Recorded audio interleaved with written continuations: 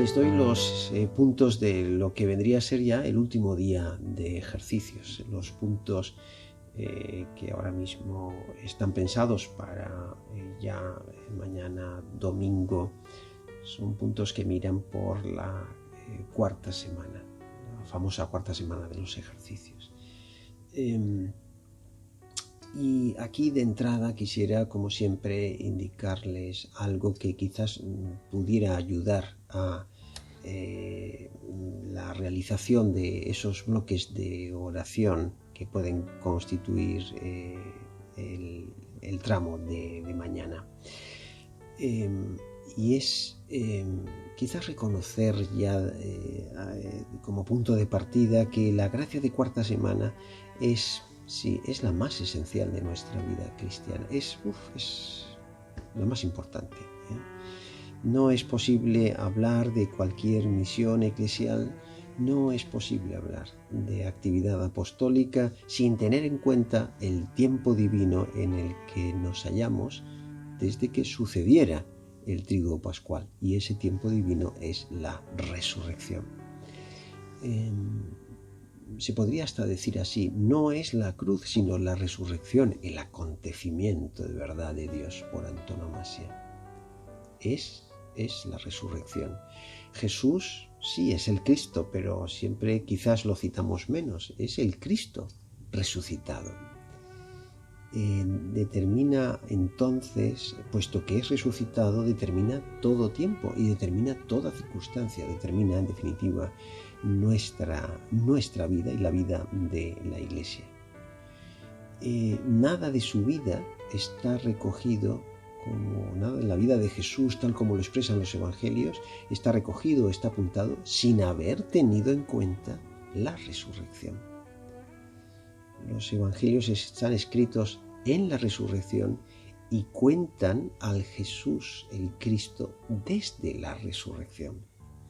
Entonces, qué bueno sería decirnos una y otra vez que la vida de Jesús tiene su desarrollo, tiene su desenvolvimiento, tiene sus puntos narrativos. La vida de Jesús pasa y al final, como si fuera un capítulo sorprendente, no del todo esperado, sucede la resurrección. Más bien tendríamos que pensar justamente en la dirección contraria y darle la vuelta a toda esa forma de pensar y aceptar que todo lo que conocemos de Cristo, lo conocemos desde la luz que ya está echando sobre cada uno de esos aconteceres de nuestro Señor, sobre la luz que está ya dando la resurrección. Como que a la hora de acercarnos a los evangelios y empezar en sus primeras páginas, como que tendríamos que decirnos, ya está, todo lo importante ha pasado, todo lo importante ha acontecido de verdad, es la resurrección, y entonces vamos a entender, vamos a comprender, vamos a sumergirnos en la vida de Jesús precisamente desde la resurrección. Junto a eso también tendríamos que decirnos, sería como lo mismo, y es que toda la misión que hace la Iglesia nace de la resurrección. Nosotros hacemos misión porque el Cristo resucitado pide que hagamos la misión. Porque finalmente el contenido de esa misión no es otro que la vida, la extraordinaria vida del resucitado que se quiere esparcir por la historia. En uno de los documentos de la compañía se decía, sí, esto, pero de un modo muy, muy sugerente. Nuestro modo de proceder es descubrir las huellas de Dios en todas partes, sabiendo que el Espíritu de Cristo está activo en todos los lugares y situaciones y en todas las actividades y mediaciones que intentan hacerle más presente en el mundo. Es decir, la resurrección no es que sea un premio póstumo, sino que es el presupuesto de nuestra misión.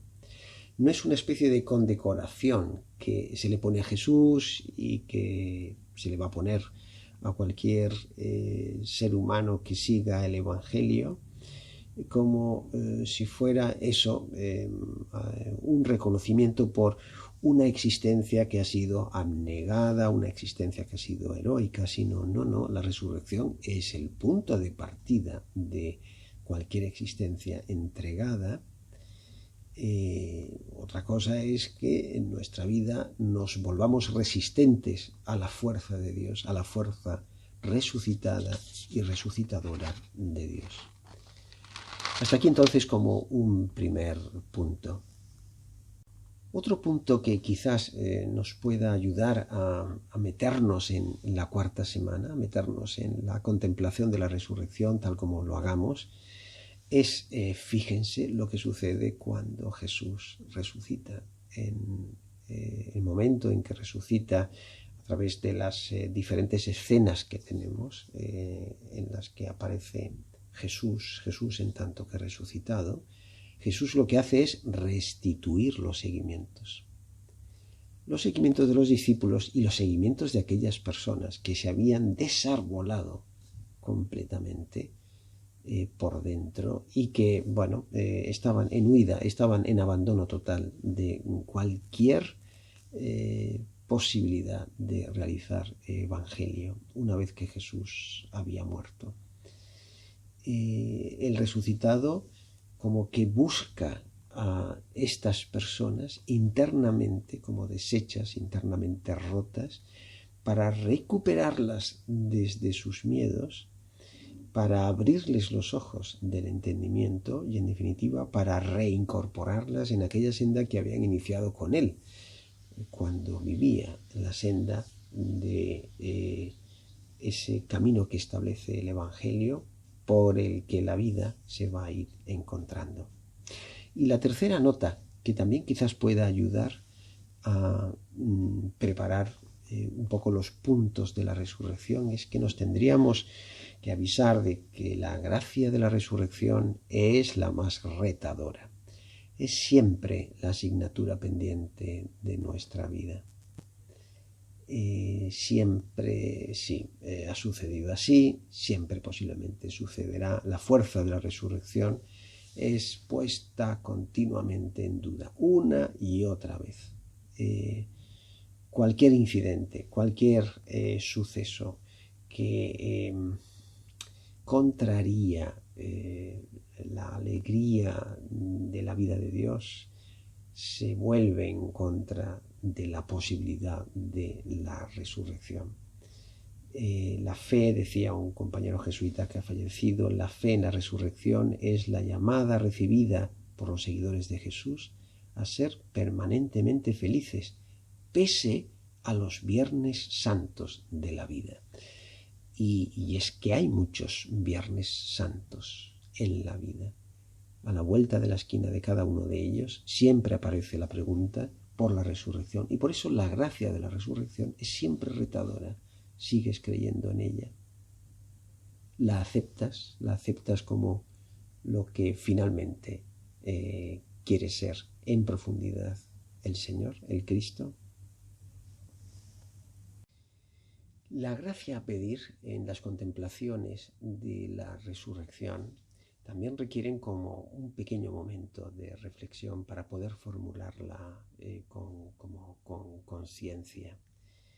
Y es que San Ignacio viene a decir algo tan potente en él, tan expresivamente potente como que la gracia que espera el ejercitante en la contemplación para la resurrección es un alegrarse, y dice San Ignacio, gozar intensamente de la gloria y gozo del Señor. En realidad no es simplemente un alegrarse, no es simplemente un gozarse, es alegrarse y gozarse de la gloria y gozo del Señor, es alegrarse y gozarse propiamente de la alegría que tiene Dios Padre, de la alegría que tiene el Cristo resucitado. Es participar de una alegría que en primera instancia no es exactamente nuestra, es la de Dios. Pero en este pedir alegrarnos con Jesús, se produce lo que quizás le faltaba al discernimiento, se produce ya el último paso de la identificación con Cristo.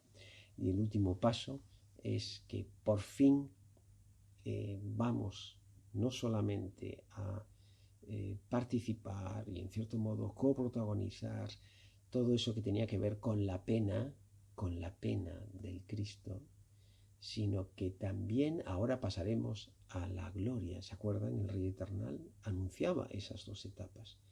No hay verdadero seguimiento si nos quedamos en la primera etapa, suponiendo que es la más valiosa. No, el seguimiento tiene que pasar también, tiene que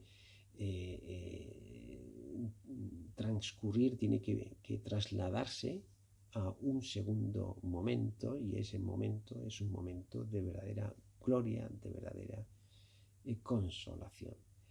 De hecho, la consolación es para San Ignacio como lo que continuamente hace el resucitado.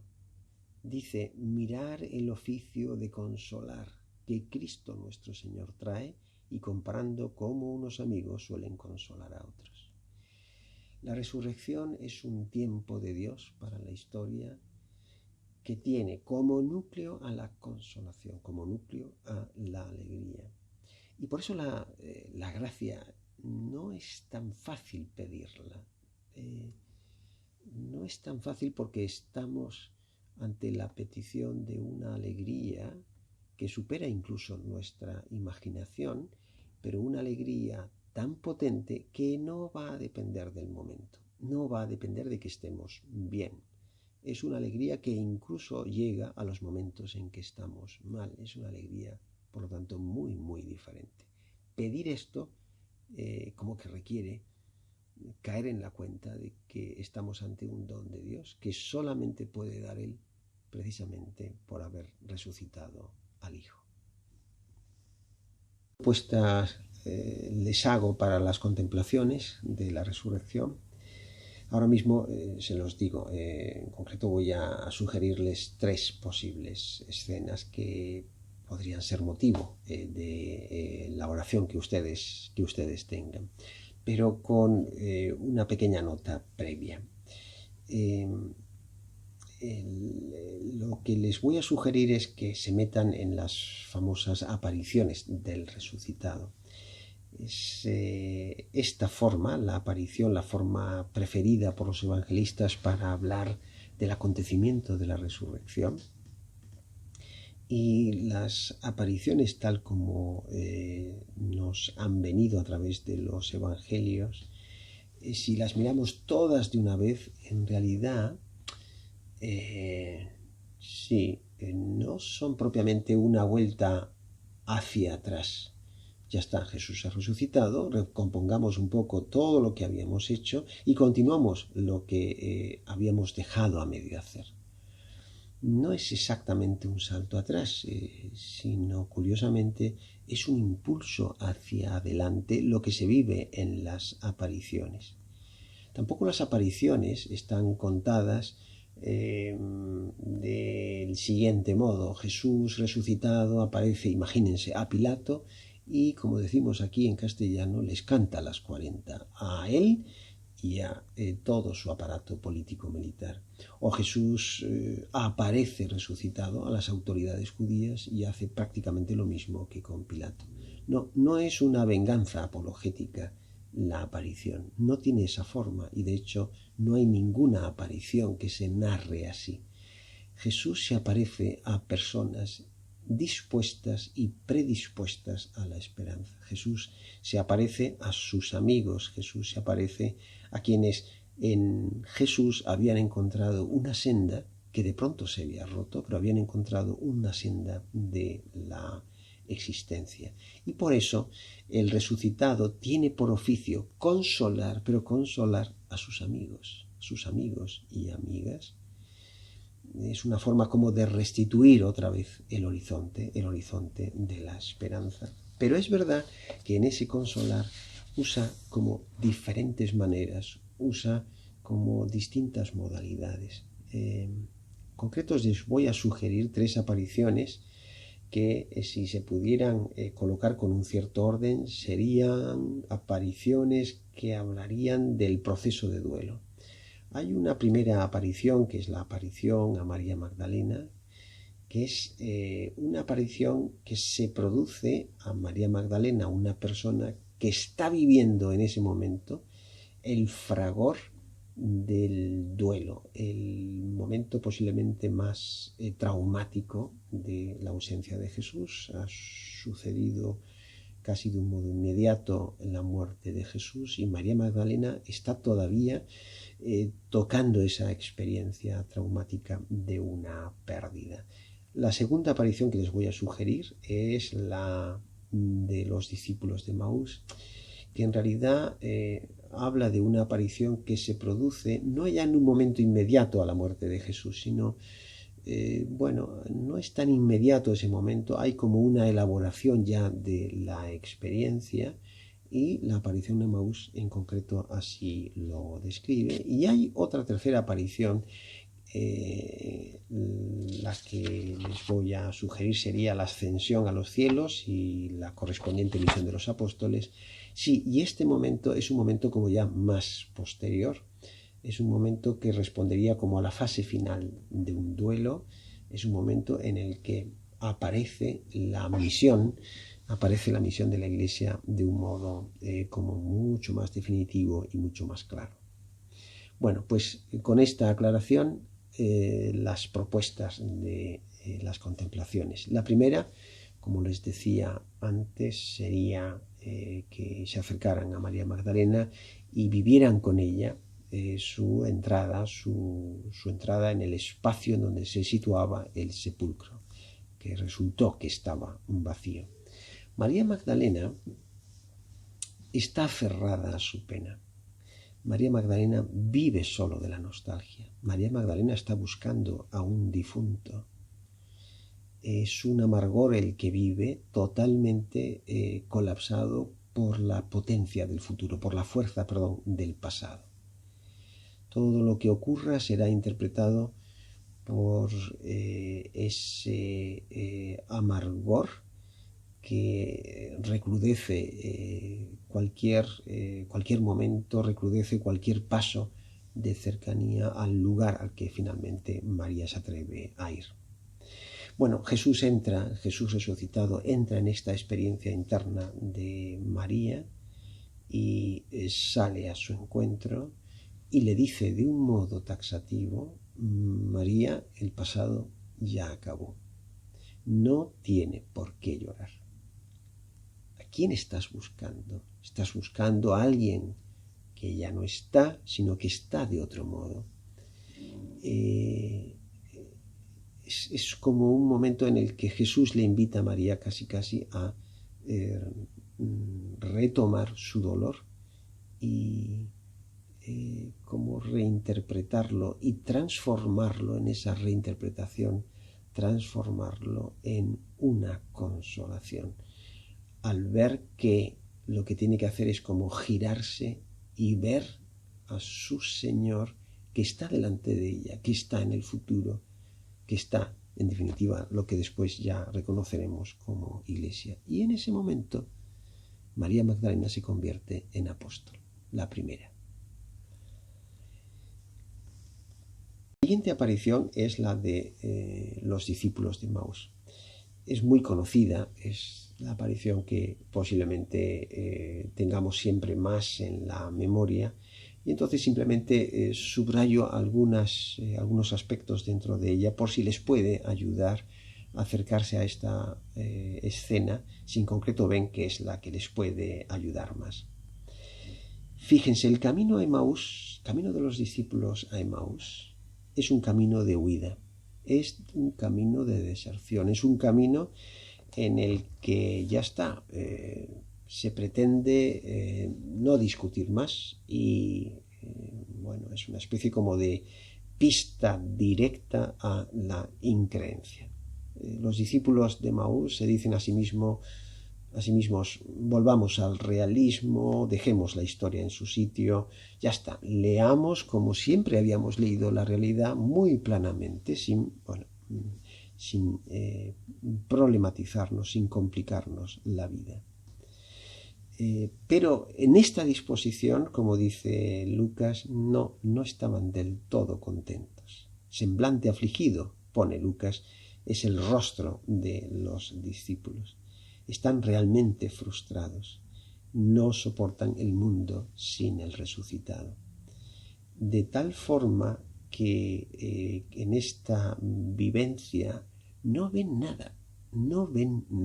El mundo ha perdido verdaderamente su candor y sus ojos están incapacitados para ver ahora mismo otra cosa.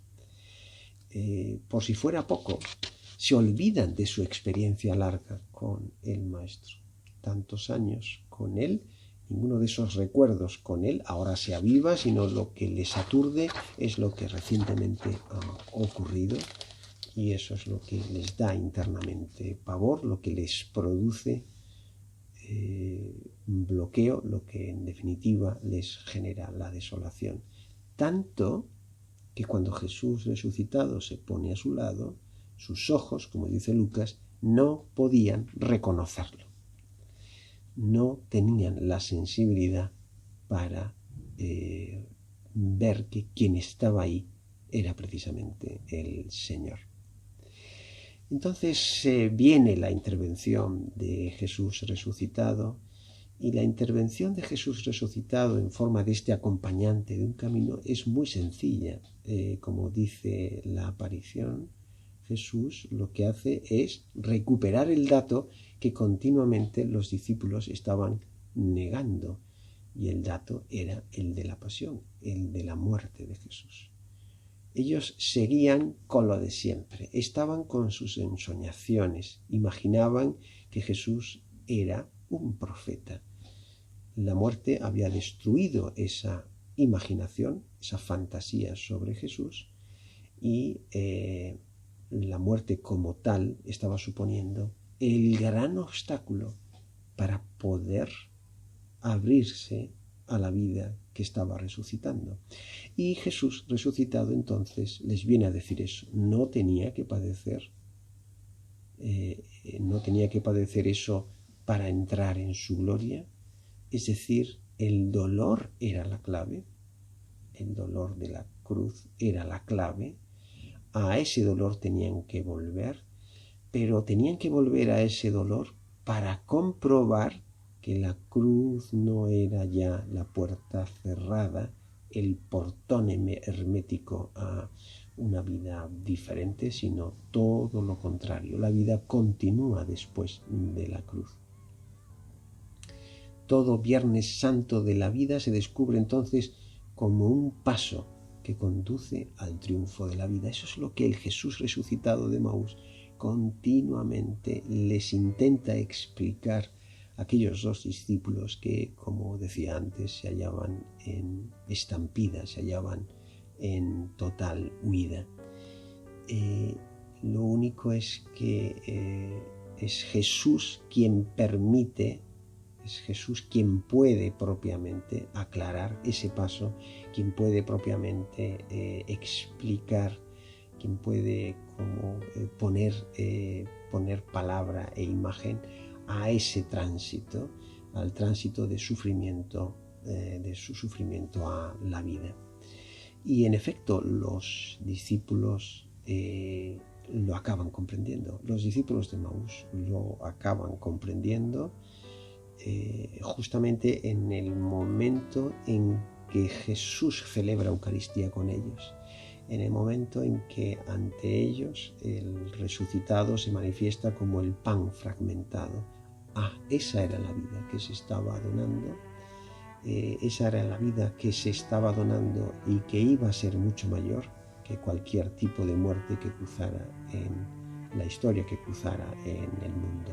El pan partido y dado de la Eucaristía en Emaús es la nueva fórmula de la vida. El descubrimiento es tan potente, la experiencia es tan intensa, que los discípulos también aquí se convierten en apóstoles y vuelven entonces a Jerusalén para decir que la historia de Jesús no es la historia de alguien que muere, sino es la historia de un viviente. Y por último, en esta propuesta de apariciones, les sugiero la ascensión a los cielos y la misión consecuente que reciben los apóstoles a propósito de la ascensión. Quizás dicen algunos que aquí hay algo muy biográfico de San Ignacio. San Ignacio en su vida, en su trayecto de conversión, llegó a Jerusalén, al otro extremo del mar Mediterráneo, mirando desde su tierra natal, un viaje inmenso para la época, y allí tuvo que experimentar que no era el sitio que Dios le pedía habitar para llevar una vida de conversión y una vida de seguimiento evangélico, sino era otro sitio.